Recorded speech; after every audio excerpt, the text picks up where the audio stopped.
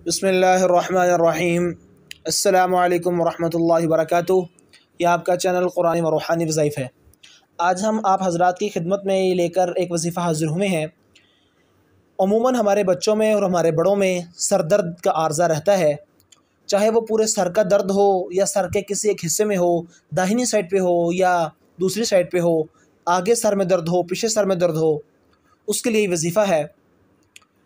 वजीफ़ा शुरू करने से पहले अगर आपने हमारे चैनल को सब्सक्राइब नहीं किया तो प्लीज़ हमारे चैनल को सब्सक्राइब कीजिए और पास लगे घंटी के बटन को ज़रूर दबा दीजिए ताकि हमारी नई वीडियोस और हमारी नई वज़ाइफ सबसे पहले आपको मिलें।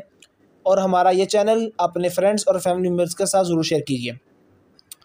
तो हम ये बात चल रही थी कि सर दर्द का वजीफ़ा, अगर मेरे भाई के, मेरी बहन के या हमारे बच्चों में किसी में भी सर दर्द का मसला हो, सर दर्द हो, या वो पढ़ाई की वजह से हो और या वो दिल की बेचैनी की वजह से हो, अगर हम चाहते हैं कि मेरे सर में दर्द ना हो और फिर दोबारा कभी दर्द हो ही ना, मुस्तकिल इसका इलाज हो, तो हम आपके लिए वजीफ़ा लेकर हाज़िर हुए हैं।